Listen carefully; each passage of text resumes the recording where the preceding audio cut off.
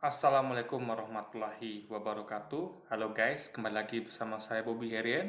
Kali ini kita akan lanjut lagi ya. Jadi yang saya bikin video kemarin itu yang terbukti ya. Jadi ada orang yang rela berbohong gitu guys, ya kan? Karena kalau seorang mualaf sejati itu nggak mungkin seperti ini gitu kan, dengan gampang menggadaikan agamanya, keyakinannya gitu kan. Ngasal lah beragamanya. Udah masuk Islam katanya ngakunya kan, karena mau nikah lah gitu kan, dijanjiin sedekah sama sama apa namanya dia sama orang masjid lah gitu kan, dijanjiin apalah gitu kan. Jadi beragamanya itu bukan karena ilmu guys gitu ya kan, karena wanita, karena harta gitu kan. Nah ini yang perlu makanya dia asal aja gitu. Jadi begitu saya menasihati gitu kan, orang-orang seperti Fitri dan lainnya gitu kan. Contoh lah kayak Deddy Kobuzer. Deddy Kobuzer itu dia pindah agama dengan keyakinan yang benar gitu. Dia belajar dulu tentang Islam gitu kan. Dia nggak langsung masuk Islam gitu. Dia nggak dimingi oleh harta atau wanita gitu kan. Karena dia tuh sudah belajar Islam dari beberapa waktu lalu gitu, dan dia sudah kaya. Jadi dia tidak masuk Islam, dia tidak diiming harta. Jadi tidak masuk Islam pun dia tetap kaya gitu kan. Nah, lalu masalah wanita gitu. Nah, dia sebelum dia mengenal istrinya itu ya, dia nggak tahu dia udah nikah belum gitu kan, sama yang pacarnya itu. Tapi dia sebelumnya udah belajar duluan guys. Sebelum ketemu sama perempuan ini dia sudah belajar Islam duluan gitu. Ya kan? Nah, jadi itulah Deddy Kebuzar itu baru cara beragama yang benar gitu. Nggak ngasal gitu guys ya. Kalau dia ini memang terbukti karena kalau memang dia benar mualaf ya, saya meragukannya gitu.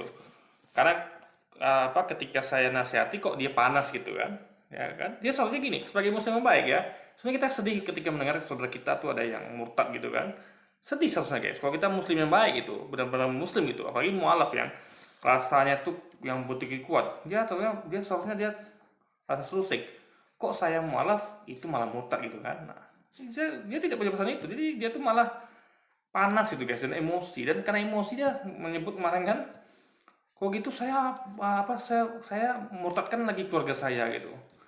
Berarti ini jelas beragama pakai emosi. Ini semua salah guys. Beragama kok pakai emosi, kok pakai karena iming-iming harta wanita gitu kan, itu salah besar gitu ya, makanya dia ini agamanya ngasal, nggak pakai ilmu gitu. Saya akan bacakan komentar dia ya, kan kita bantah gitu. Itu pandangan sampean, penilaian busuk kalian. Loh, ini fakta loh, ya kan? Dan mana dikatakan busuk gitu, penilaian busuk gitu. Kok saya nggak penting agama diperdebatkan. Nah, bagi dia nggak penting. Dia gini guys ya, mengenai perdebatan ya, dia nggak ngerti ya. Dalam dunia perkuliahan itu biasa ada perdebatan. Di luar negeri itu, negara-negara maju, negara Eropa Barat itu berdebat guys. Jadi dosen itu nggak cuma mengajar, tapi dia tuh juga diberdebatkan dengan muridnya gitu. Ini bahkan dia jadi sejak zaman sekolah. Jadi perdebatan itu udah biasa terjadi di negara-negara maju gitu kan. Nah, bahkan di bangsa kita juga dulu berdebat ketika merumuskan tentang Pancasila, Undang-Undang Dasar, mereka berdebat gitu.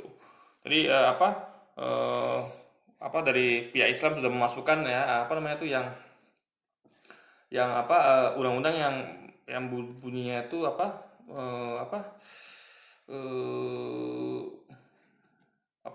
beribadah dan menurut syariat Islam gitu kan. Saya lupa apa lengkapnya. Nah, tapi itu kan karena ada perdebatan, akhirnya itu nggak disetujui oleh pihak yang nasionalis. Akhirnya dicabut. Nah itu kan jadi perdebatan sebelumnya gitu. Jadi itu hal biasa gitu. Lalu perdebatan masalah apa lagi? Jadi gini guys ya, untuk mencari terbaik itu perlu perdebatan.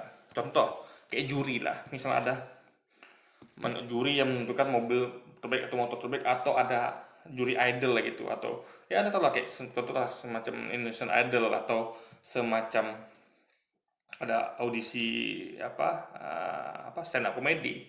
Nah itu kan jurinya berdebat untuk menentukan pemenangnya gitu, ya kan? Jadi kalau nggak berdebat, ngapain ada lebih dari satu juri? Kadang 3 juri, 4 juri, ya kan? Mereka tuh berbeda pendapat, dan itu mereka berdebat gitu. Ah, menurut saya itu yang bagus bro. Wah, menurut anda itu lolos nggak perlu loh nggak? Oh, menurut saya bagus lolos. Kenapa? Karena dia begini. Tapi saya kurang setuju. Kenapa begitu? Nah, itu kan pendebat namanya. Jadi untuk mencari yang terbaik itu diperlukan komparasi, dan komparasi itu mau nggak mau akan terjadi perdebatan gitu. Dan itu biasa di negara demokrasi.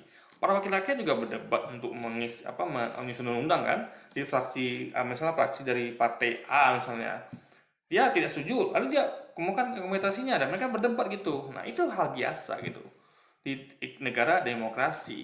Jadi itu nggak ada hubungan sama toleransi gitu. Yang apa itu adalah menghina gitu. Jadi ini orang ya nggak ngerti tentang arti perdebatan gitu kan. Jadi bahkan ketika dia mengkaji suatu agama, itu akan timbul perdebatan dalam hatinya. Ini benar nggak sih gitu kan? Ini benar nggak sih begini?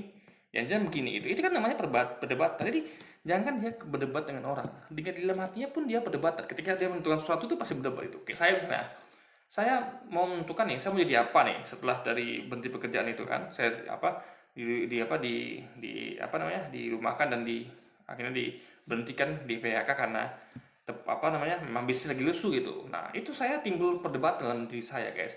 Saya mau ngapain gitu kan? Apakah saya mau cari kerja lagi?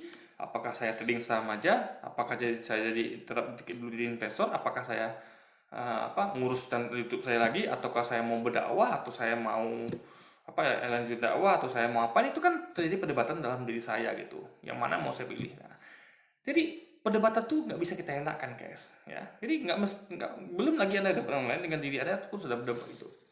Anda mau misalnya saya mau jadi orang baik nih. Nah, tiba-tiba si sebelah mengatakan ngapain jadi orang baik nanti aja lah gitu kan, kita masih lama mati gitu. Itu kan perdebatan namanya. Jadi perdebatan tuh hal biasa gitu. Jadi orang mau maju tuh langsung berdebat gitu.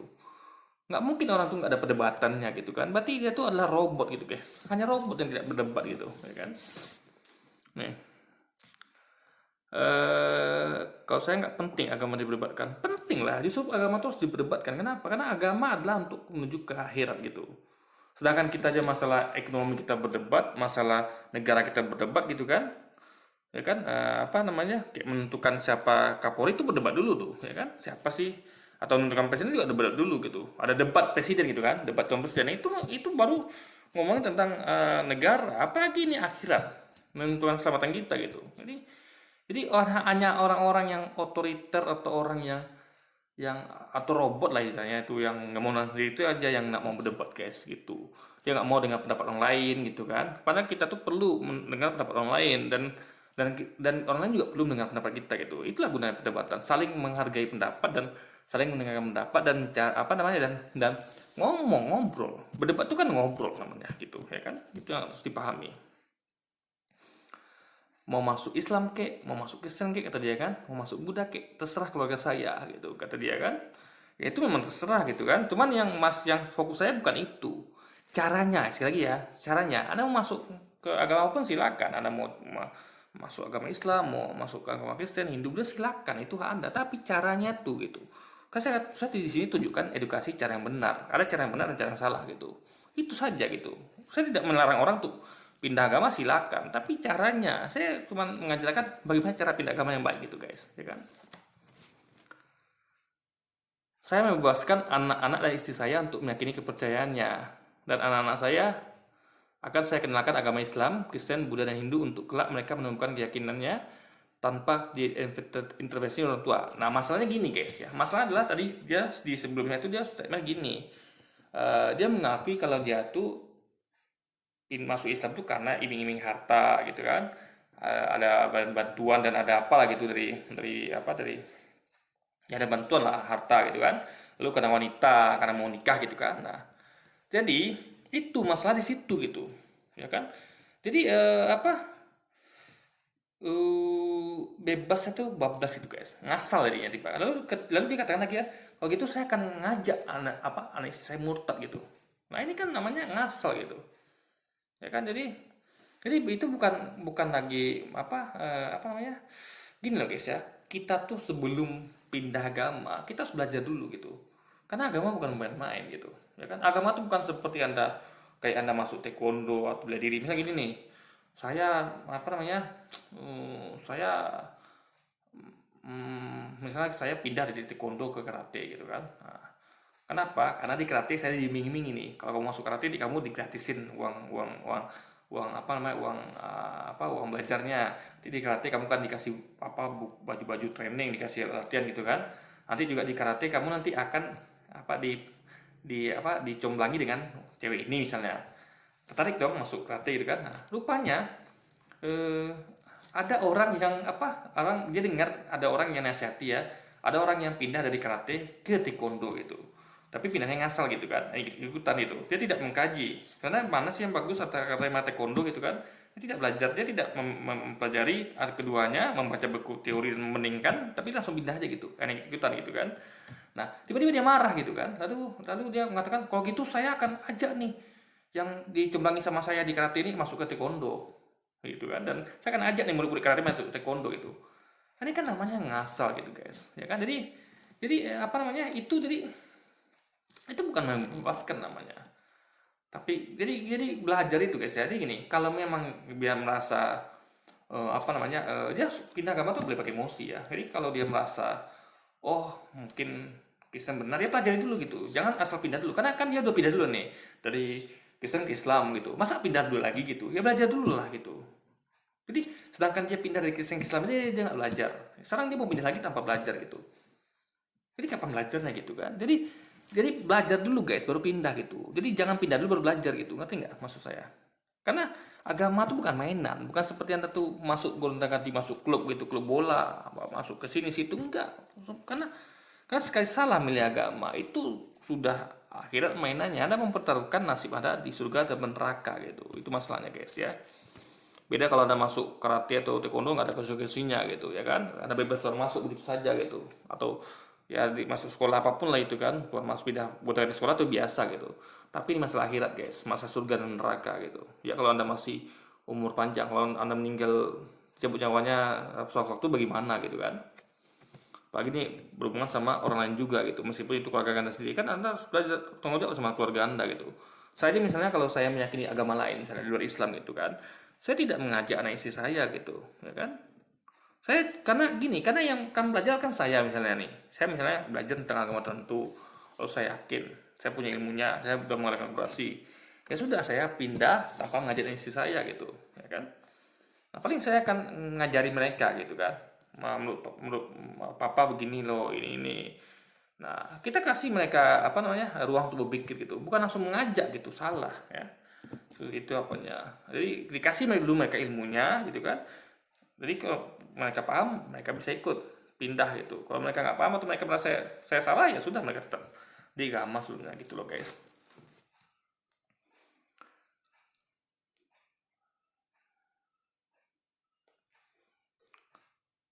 Menemukan keyakinannya tanpa diintervensi orang tua. Nah, ini anak-anak itu nggak bisa dikenakan dari kecil guys ya. Dia harus gini, kita aja itu apa namanya bisa mengerti perbedaan agama tuh ketika saya kelas 2 SMA gitu, ke atas gitu kan. Jadi di bawah itu gak bakal paham gitu, gak bisa diajarin gitu. Deddy Kobuzer itu banyak mualaf tuh kan sudah dewasa, sudah bisa mengkaji, memilih gitu kan. Banyak mualaf tuh sudah dewasa.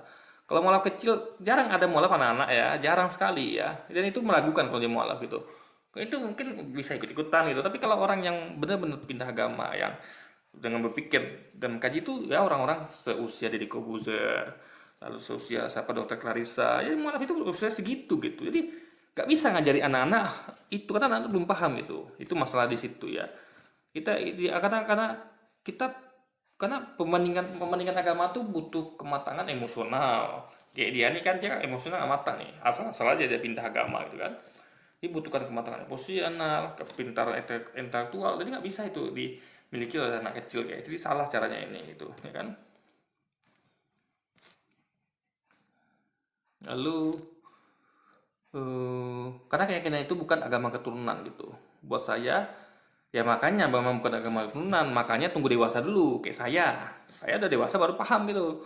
Kalau itu kecil nggak bisa guys, nggak apa-apa. Makanya orang-orang seperti Deddy Corbuzier dan Lisa dan lain itu udah dewasa baru dia mualaf gitu. Itu loh, ya kan. Lalu apa lagi ya? Buat saya prinsip hidup di dunia ini menghargai hak manusia untuk memilih dengan caranya sendiri gitu. Ya kita menghargai, ya kan. Tapi menghargai bukan berarti nggak menasihati gitu. Jadi menasihati itu bukan bentuk tidak menghargai gitu, ya kan. Biasa nasihat itu gitu. Justru karena kita menghargai itu maka kita ngasih nasihat gitu. Mau kita gini loh, kalau anda tidak menghargai orang, anda tidak mau ngasih nasihat gitu, ya kan. Misalnya anda punya istri misalnya, kalau Kalau Anda hargai dia, Anda akan kasih nasihat. Ketika dia salah, Anda bimbing dia. Anda yang baik, dek itu salah loh, begini benar gitu. Itu kalau Anda hargai dia. Kalau Anda tidak menghargai dia, ya sudah biar aja dia masuk masuk masuk jurang gitu kan. Nah, itu. Jadi menghargai itu bukan bukan bukan berarti apa ya? Tidak tidak boleh memberikan nasihat gitu. Jadi memberi nasihat itu nggak ada hubungan sama tidak menghargai.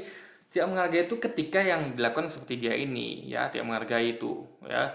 Eh, dia sudah pakai pamrih nih masuk Islam tuh karena dibantu gitu kan. Kan nikah udah dia tidak menghargai orang yang telah membantu dia gitu kan, dan menghargai istrinya yang mengajak dia masuk Islam. Malah dia mau ngajak istri masuk ke dari murtad, itu namanya tidak menghargai itu. Ya kan? Nah, tidak menghargai juga jasa orang yang telah membantunya. Kalau memang dia benar mualaf ya gitu, ya kan?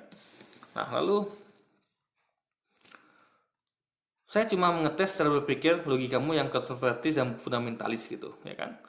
Lah, apa masalahnya kan? Jadi yang nggak boleh itu adalah logika berpikir yang asal gitu, guys, ya kan?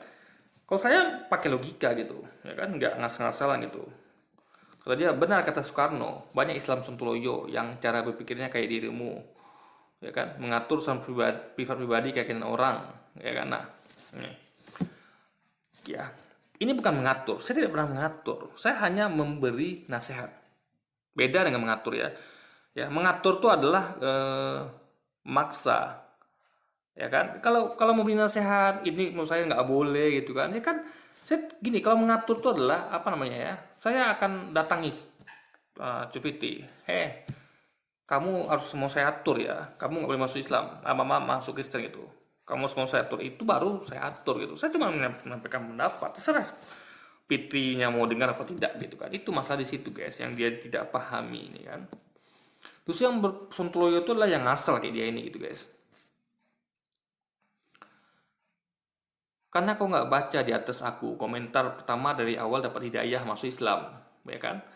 Guys, hidayah masuk Islam ya. Hidayah itu diiringi dengan ilmu ya. Jadi mualaf itu kebanyakan dapat hidayah, tapi dia setelah dapat hidayah dia tidak langsung masuk Islam. Itu. Dia belajar dulu. Saya mendengar banyak kisah mualaf ya. Ketika dia mendapat hidayah, dia langsung kepo tuh tentang Islam. Dia belajar itu. Lalu dia membandingkan agama sebelumnya gitu. Jadi hidayah itu membimbing, nuntun dia untuk belajar, untuk mencari tahu, untuk menggali, untuk komparasi gitu. Jadi bukan tok hidayah gitu doang gitu, guys. Gitu logika berpikirnya gitu. Ya kan? Jadi sekali lagi, guys, ya.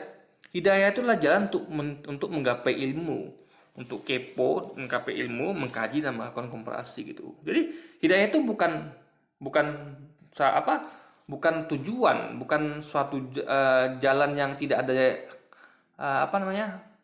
Implementasinya, tapi ada. Hidayah itu hanya pembuka, ya. Allah tuh membuka hidayah agar dia mau belajar, agar dia sehingga timbul rasa penasaran, mau membandingkan dan belajar. Nah, itu uh, kunci hidayah. Jadi bukan asal-asal, bukan ngasal-ngasal gitu aja gitu kan. Nah, kata-kataku komentarku barusan, kau terjebak cara berpikirmu membalikkan logikamu sendiri. Artinya kau bukan demikian orang yang bukan toleransi. Saya toleransi gitu, makanya saya tidak pernah memaksa. Saya hanya memberi nasihat gitu. Jadi jangan katakan orang yang memberi nasihat itu tidak toleransi gitu. Justru dia tidak toleransi gitu. Ketika saya memberi nasihat, dia langsung ngegas gitu, guys, ya kan. Bahkan pakai ngancam segala, mau bawa anak istrinya mau pindah ke murtad gitu. Ini kan dia tidak bertoleransi namanya. Soalnya dia memberikan ruang orang untuk memberikan pendapat. Kalau dia nggak setuju silakan, ya kan.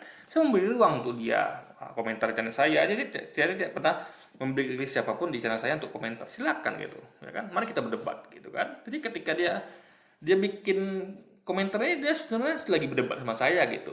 Jadi kalau dia ngomong berdebat tentang agama, dia lagi berdebat gitu, guys. Jadi lagi berpikirnya aneh nih orang. Kalau dia nggak mau berdebat, dia tidak akan mau apa namanya berkomentar di channel video saya, atau dia mau komentar sekali mungkin, habis itu ketika saya komentari balik, saya bantah, dia soalnya berhenti, tapi faktanya dia terus gitu, guys. Berarti sebenarnya dia ini bukan nggak mau berdebat gitu, ya kan, dia berbohong sini, guys. Dia justru pengen berdebat, makanya dia terus membalas komentar saya gitu. Nah, ini namanya perdebatan gitu, itu yang tidak dia sadari. Jadi mungkin jadi nggak paham tentang apa itu arti debat gitu kan. Ini ya perdebatan namanya, ketika perdebatan itu bisa dengan lisan, dengan tulisan, guys, gitu. Jadi ya aneh nih orang, bener aneh, guys, ya. Padahal kita ini lagi berdebat sekarang nih kan, saling menukar apa jual beli tulisan gitu kan, saling menampilkan argumentasi. Ini debat namanya gitu.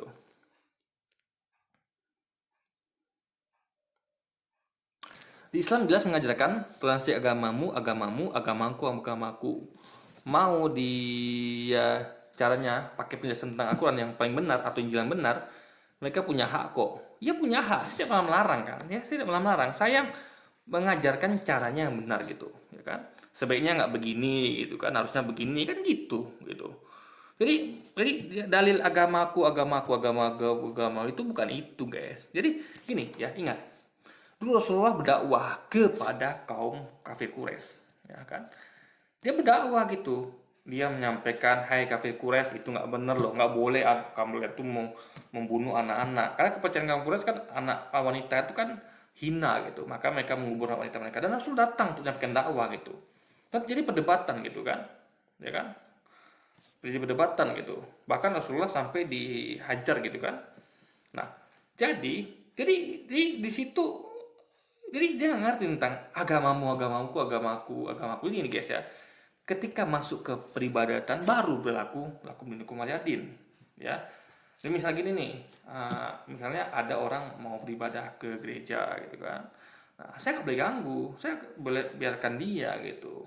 Nah, lalu ketika diajak, mau maaf bro, saya nggak boleh lakum dinukum waliyadin. Itu lakum dinukum waliyadin gitu, bukan dalam rangka nasihati gitu kan.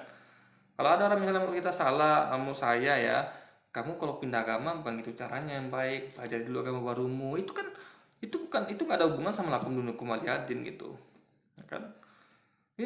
Apa namanya? Itu kan namanya bagian dari dakwah. Rasulullah aja berdakwah kepada beda agama gitu, ya kan? Rasulullah berdakwah kepada orang Nasrani, kepada orang Yahudi, ya kan? Jadi dakwah itu nggak ada hubungan sama lakum dinukum waliyadin. Jadi yang nggak boleh lakum dinukum waliyadin itu adalah yang nggak boleh itu adalah mencampur adukan ajaran agama. Orang Kristen ke gereja, kita ke gereja pula gitu kan. Itu baru nggak boleh. Itu makanya berlaku lakum dinukum waliyadin, bukan dalam hal dakwah gitu atau memberi nasihat gitu guys. Itu logikanya loh ya.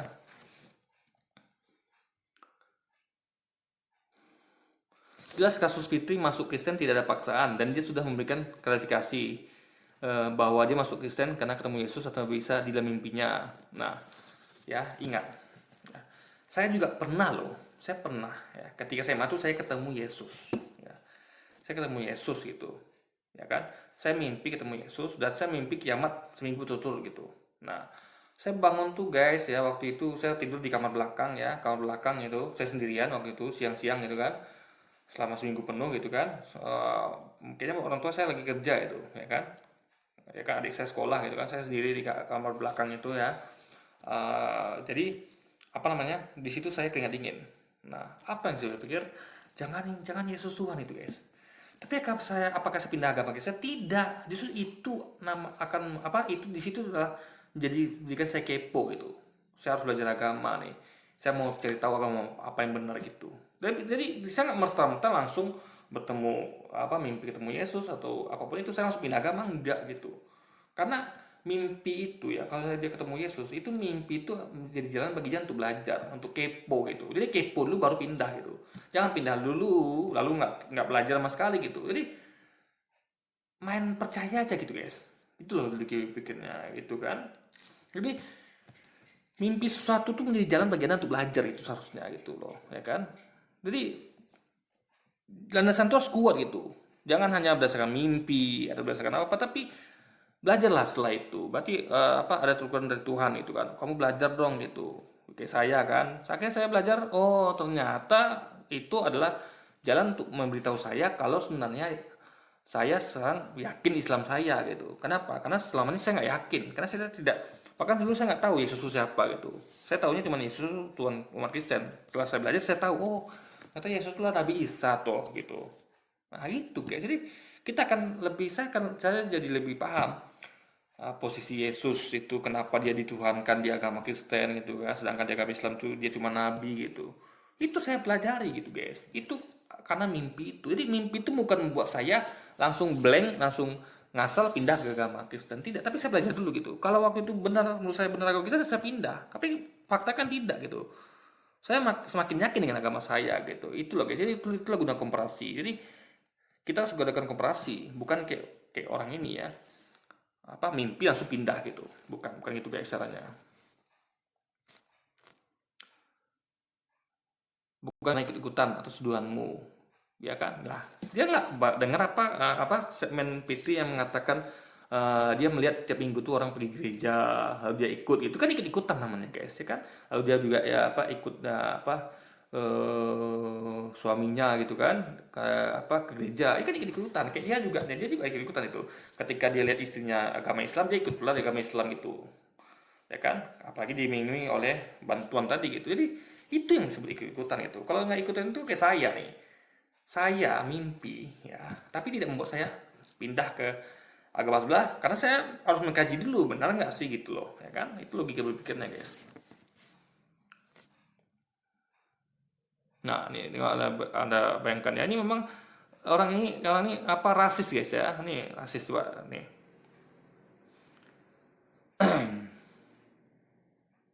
Nih, bukan karena ikut-ikutan atas tuduhanmu yang membuat situasi negeri ini jadi kadrun. Nah, dia rasanya kadal gurun nih, ya kan? Makanya saya meragukan dia nih apa mualaf guys ya. Karena orang Muslim itu nggak mungkin nyebut kadrun, tuh nggak mungkin guys. Kecuali Muslim munafik gitu. Apalagi mualaf nggak mungkin gitu. Mualaf tuh akan sangat menghargai agama barunya gitu. Dia ngerti kadrun ini artinya kadal gurun. Kadal gurun berarti ngomong tentang Arab. Arab adalah tempat kelahiran Nabi gitu. Bagaimana bisa seorang mualaf menghina tempat kelahiran Nabi guys gitu loh, ya kan? Karena gurun ya, Nabi lahir di gurun Arab gitu guys, luar biasa ini. Bisa saya ini pengikut ini termasuk pendukung buzzer juga nih kayaknya guys, karena cuma buzzer yang ngomong-ngomong tentang gurun ini kan. Asal kau tahu, sampai kapanpun agama didebatin nggak ada selesainya gitu. Ya nggak masalah, nggak ada selesainya gitu. Tapi kan kita namanya tukar pikiran gitu guys ya. Ada selesainya agama didebatkan ya. Ada contoh kemarin ada berarti dia nggak ngerti ya nih. Dia nggak ngerti waktu itu ada pernah kayak Ustaz Felix Xiao. Itu Ustaz Felix Xiao tuh sebelum dia mualaf itu dia berdebat dulu guys dengan seorang ustaz. Ya karena makanya ada tuh, ada ini kurang piknik kayaknya nih ya. Cuma ada search awal mula Ustaz Felix Xiao itu masuk Islam. Dia berdebat dulu dengan ustadznya. Ada banyak pertanyaan yang diajukan gitu. Ustadz kenapa begini, gini ya begini gitu kan. Dan banyak lagi mualaf lain tuh awalnya berdebat dulu gitu. Nah ya kan. Bahkan saya juga berdebat gitu. Ketika saya meyakini Islam yang benar itu saya berdebat dulu gitu. Saya berdebat di forum debat dan juga saya berdebat di mana-mana gitu kan. Bahkan saya langsung ketemu dengan orang langsung saya debat gitu, ya kan. Untuk ngobrol dan saling tukar ilmu dan lebih memahami gitu, ya kan. Nah, dan bisa mengkaji langsung gitu guys. Jadi apa namanya, jadi ada selesainya, ada debat yang nggak selesai, ada debat selesai gitu. Makanya harus belajar gitu, nggak semua debat tuh yang nggak ada selesainya, ada juga perdebatan yang selesai gitu kan. Nah, Islam bilang Yesus bukan anak Tuhan, ya kan. eh Gini ya, Islam itu ya masuk anak Tuhan di sini ya, anak Tuhan kandung ya. Kita semua anak-anak Tuhan ya, kita ada ya kok ya, banyak ya anak Tuhan tuh ada banyak gitu. Si Anu anak Tuhan, si Anu anak Tuhan, bahkan Israel pun anak Tuhan itu. Jadi dalam artian nggak setuju anak Tuhan yang kandung gitu, ya kan? Karena anak Tuhan banyak di Alkitab gitu. Kita juga saya juga masuk anak Tuhan gitu, ya kan? Itu masalahnya di situ yang nggak paham. Kristen bilang Islam agama yang bukan ilmiah, karena Kristen akan menunggu. Nah, Kristen bilang Islam agama yang nggak ilmiah, ya kan? Nah, apakah dia setuju? Karena dia soalnya tahu ya, orang mualaf itu karena melihat keilmiahan Islam gitu. Kayak Dr. Clarissa, yang saya dengar videonya, dia masih Islam karena Islam itu ilmiah, karena dia masuk Islam itu karena pandemi corona. Dia bilang kenapa sih Muslim itu cuci tangan gitu kan, memakai niqab, itu kan yang dipakai ketika orang lagi corona gitu. Jadi dia melihat, jadi ilmiah sekali bagi dia gitu guys. Jadi aneh kalau dia setuju dengan beberapa Kristen yang bilang Islam agama yang bukan ilmiah gitu. Karena Islam itu sangat ilmiah sekali dan banyak orang mualaf itu karena melihat membuktikan kalau Islam itu agama yang ilmiah gitu guys, ya kan. Karena Kristen akan menunggu kehadiran Yesus pas kiamat, bukan Nabi Muhammad SAW. Ingat, bukan hanya Kristen yang menunggu ya. Semua menunggu, Yahudi menunggu, Islam juga menunggu gitu. Semua yang menunggu. Nah, cuman Islam menunggu dalam konteks Yesus akan datang kedua kali untuk apa? Di hadis dijelaskan dia akan mematakan babi dan mematakan salib dan membunuh babi sebagai simbol kalau ini nggak benar. Dia tidak pernah mengajarkan untuk makan babi atau memakai salib gitu. Nggak pernah Yesus ajarkan gitu kan? Nggak pernah gitu.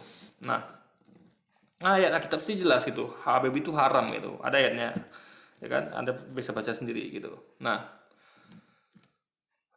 jadi dia nggak tahu nih kalau yang nunggu kalian Yesusnya ada tiga agama, Yahudi, tapi Yahudi yang ditunggu Yahudi itu sebenarnya bukan Yesus tapi Dajjal gitu. Karena dia tidak mengakui kedatangan Yesus kan, jadi dia kira Yesus belum datang gitu, Mesias belum datang, jadi dia menunggu gitu. Padahal Mesias sudah datang itu Yesus tadi kan, nah, dia menunggu Yesus yang mereka kira Yesus padahal Dajjal itu. Kalau Muslim nanti menunggu Yesus yang akan mematahkan salib dan membunuh babi guys, ya kan? Dan akan menjadi pengikut Nabi Muhammad, ya kan?